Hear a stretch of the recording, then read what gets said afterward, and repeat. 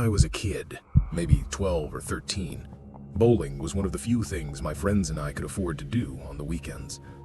There was a bowling alley just a few blocks away, cheap enough that a bunch of broke teenagers could hang out there without a problem. That place has been shut down for years now, but back then it was alive every weekend, buzzing with kids, families, and regulars.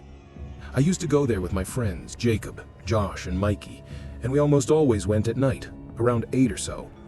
The alley would be packed, and we'd run into the same faces again and again, but there was one man who stood out, and not in a good way. He was older, always alone, sticking to the adult side where they served alcohol. What made him unforgettable was the way he'd sometimes leave his lane, walk slowly down the entire bowling alley, passing every lane like he was studying people. Then, without a word, he'd drift back to his spot, bowling by himself. It unsettled us enough that after seeing him a few times, we gave him a nickname, Creeper Bob. That night, an open lane freed up next to us, and out of nowhere, Bob sat down. I still don't know his real name, but we always called him Bob. He sat up alone and rolled a few balls before turning his attention to us. At first, it was small talk, comments about our form, little interruptions where he'd brag about how long he'd been coming to the alley. Then he said something that made my skin crawl, that he'd been watching us play every weekend from across the alley and decided tonight was the night he'd come over. He tried to act like a coach, showing us tips, but it didn't feel friendly. It felt invasive. At one point, while I was about to bowl, he stepped right onto our lane, grabbed my wrist, and forced my hand into what he said was a better grip. I never asked for help, and the way he touched me made my stomach turn. I could feel the tension in my friends too, all of us frozen, too young and intimidated to tell him to back off. We were only 13, and he was this strange older man invading our space. The longer he lingered, the worse it felt. Even the crash of pins couldn't drown out how uncomfortable it was. Finally, we decided enough was enough. We ended our game early and used the money we had left to grab pizza a few blocks away, trying to laugh it off. After eating, Jacob and Mikey split off toward their homes, leaving just Josh and me walking back toward our street. That's when the unease really sank in, because even away from the alley, I couldn't shake the feeling that Bob hadn't actually stayed behind. Josh and I were walking when the sound of an engine cut through the quiet. We turned and saw an old SUV, maybe a Ford Explorer, jerking into a sloppy 3-point turn. My stomach dropped. I already knew who it was. The SUV crawled down the street, matching our pace. We sped up, and it pulled alongside us. The window rolled down. It was Bob. He leaned over and offered us a ride home. We both said no, trying to sound confident. He grinned and said, "It's not safe for kids to be walking around this late." The way he said kids made my skin crawl. We weren't little, but he talked like he was trying to trick us. When we refused again, he pulled over and parked just ahead, waiting. That was enough. We broke into a jog, adrenaline pumping. At the intersection, Josh split off, and I kept running, my chest burning from fear and the heavy pizza. By the time I reached home, I was out of breath. The house was dark. Dad asleep from work, Mom out with friends, my sister gone too. I couldn't ring the bell, so I went around back to grab the spare key from the shed. As I stepped out with the key, I froze. The yard was still, but I swear I heard the crunch of gravel, like someone shifting their weight in the dark. My gut screamed at me to move, and I should have listened. I went to unlock the back door, and just as I cracked it open, I heard heavy footsteps rushing up behind me. Before I could even turn, someone shoved me inside, clamped a hand over my mouth, and wrapped an arm tight around my neck. I couldn't see his face. I couldn't even move my head. I clawed and scratched at his hand until I managed to free my mouth enough to scream out, "Dad!" I was only 13, but pure fear gave me strength. I twisted and fought, and every time I wriggled free enough to scream again, I felt him falter. My yelling must have scared him, because finally he let go and bolted back outside. I didn't dare look. I sprinted up the stairs to the main floor and screamed for my dad. He came rushing out of his room, wide-eyed, and after I told him what happened, he grabbed a flashlight and checked the yard. No one was there. I told him everything, that it was the man we called Creeper Bob, the same one who stalked us at the bowling alley and followed us in his SUV.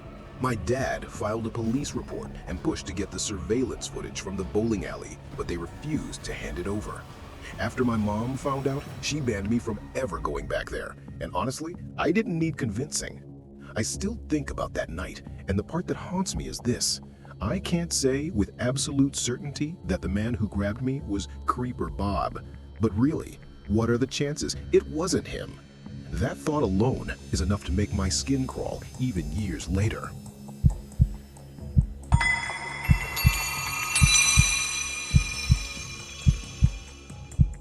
When I was a teenager, my close group of friends were what you'd probably call delinquents. We weren't bad kids exactly, just restless and always looking for trouble, breaking rules, sneaking into places we didn't belong, and pushing our luck for the thrill of it. I grew up in a suburb in northern New Jersey, so yeah, we were basically spoiled kids with too much free time and nothing better to do. Looking back now, it feels silly, but at the time it was our entire world. One of our favorite things was exploring late at night. Usually it was abandoned buildings, but not always. We once got banned from our middle school for climbing through an open window, though that's a story for another day. This particular night, we had something riskier planned. There were 5 of us: me, Chip, Jason, Rowan, and Anish. Rowan was known for bouncing between jobs, quitting them almost as quickly as he got them, usually for ridiculous reasons. His latest gig was working as an attendant at a bowling alley a few towns over. And here's where things got interesting. He had been given the key to lock up the place the night before.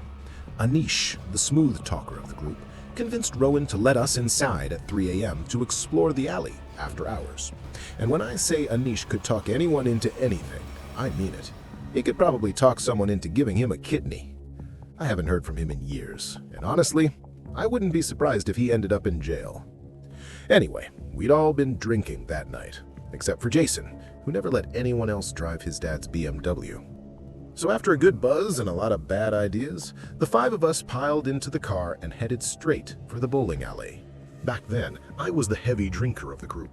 Not something I'm proud of, but it meant I usually took things way less seriously than I should have, especially in situations that were obviously risky. Rowan unlocked the side door and the 5 of us slipped inside. Chip, as always, tried to play the cautious one, whispering warnings in his squeaky voice that made us laugh more than listen. Rowan told us we couldn't bowl since the systems were shut down for the night, which annoyed us at first, until I had the brilliant idea of running and sliding down the polished lanes like they were slip-and-slides. We were drunk and it was hilarious, at least for a while. But once the excitement wore off, curiosity took over. We asked Rowan if there were any back rooms to explore, and he smirked before leading us into the employees-only area. The air changed immediately. Darker, colder, quieter. He opened a door to what looked like an old storage room, cluttered with broken pins, dusty shoes, and racks of forgotten uniforms. We stumbled in, laughing and flipping things over, acting like idiots. At first, it was just harmless fun, until we realized the laughter wasn't only coming from us anymore. We didn't really care about the mess. We figured Rowan was going to get fired eventually anyway. But the fun stopped cold when a deafening thud echoed from somewhere beneath us. All 5 of us froze, glancing around with wide eyes. Jason, the only sober one, asked flatly if the place had a basement. Rowan looked just as confused as we were and swore he had no idea. Anish, of course, grinned like this was the adventure he'd been waiting for, while Chip muttered nervously about how we were going to get Rowan in serious trouble. Our voices dropped to whispers as we argued whether to check it out. Then Jason, calm as ever, started scanning the room. In the corner, half hidden under a faded rug, he found it, an old hatch. When he pulled it back, the atmosphere shifted instantly. The air felt heavier, and none of us were laughing anymore. We all crowded around as Jason unlatched it, the hinges groaning as it opened. A rusty ladder led down into complete darkness, the kind of darkness that feels alive. None of us said it out loud, but we all knew we were about to make a decision we couldn't take back. Deep male voice, calm and steady, slightly raspy, mysterious and chilling, with subtle pauses after scary details. Speak as if telling a true horror story in a detached, emotionless manner. The basement swallowed Jason as he went first, phone light cutting into the black. Chip muttered "screw this" and stayed upstairs, but the rest of us followed one by one. I had enough liquid courage to go second, Anish right behind me, and Rowan reluctantly bringing up the rear. The air down there was thick with dust, each breath scratching my throat as we swung our lights across towers of old boxes stacked almost to the ceiling. At first, it looked abandoned, just forgotten junk, nothing worth hazing. But then Anish froze, his being fixed on a shadowed corner. There, half hidden behind the boxes, was a door. Jason, being the bold one, walked straight to it and put his hand on the handle. The rest of us edged closer, our lights trembling in our hands. Just as Jason's fingers tightened to turn the knob, a heavy bump echoed from the other side, the exact same sound we heard upstairs. The hair on my arm stood on end. We all locked eyes, every one of us silently thinking the same thing. Someone else was down there with us. At first, I tried to convince myself the noise was just an animal. But deep down, I knew it wasn't. It was too heavy, too deliberate. Jason, of course, had no fear. He pushed the door open, and what we saw is burned into my memory. In the far corner of the room sat a human figure, cross-legged, facing the wall. We froze, every ounce of courage draining from us as silence filled the basement. Then, out of nowhere, the figure began slamming its head against the wall. The sickening thud echoed through the darkness, confirming the sound we had heard earlier. My instinct screamed at me to run, so I slowly turned toward the ladder, moving as quietly as possible. The others followed, but terror made every step feel loud. Then disaster struck. Rowan tripped over some junk and cursed under his breath. The figure let out a piercing yell. Panic exploded. Jason and I bolted up the ladder, Anish right behind us, while Chip leaned over from above. But Rowan's scream, "Get off me!" still echoes in my head. None of us were brave enough to look back. I ran back just in time to see Chip hurl a rusted pipe down the hatch, and the sound that came back still haunts me. A scream so inhuman it made my skin crawl. Rowan scrambled up the ladder as Chip grabbed his wrist and yanked him out. Without a second to think, Chip slammed the hatch shut, and the five of us bolted out of the bowling alley, Rowan fumbling with the keys as his hands shook violently. Jason drove us home in silence, his face pale, while Rowan tried to explain what happened. He said that whatever was in the basement had leapt on his back, clawing at him like an animal. Chip's swing with the pipe saved him, knocking the thing off. But the detail that stuck with all of us was Rowan's description. Just for a split second, he saw its face. An old, filthy man with tangled hair like a bird's nest, staring at him with pure madness. Rowan quit the very next day without even giving his boss an explanation. Honestly, what could he say? We knew what we did was stupid and probably illegal, but none of that mattered compared to what we saw. To this day, we still can't figure out how that man ended up down there. Maybe there was some hidden entrance we never noticed. But what unsettles me the most is that the basement was clearly covered up on purpose, which makes me wonder if Rowan's boss knew more than he ever let on. After that night, bowling was ruined for me. I haven't touched a lane since, and I don't think I ever will.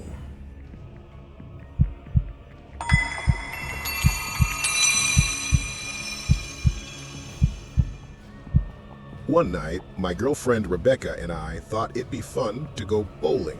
We drove to the closest alley, went through the usual routine, renting shoes, picking out balls, and finding a lane.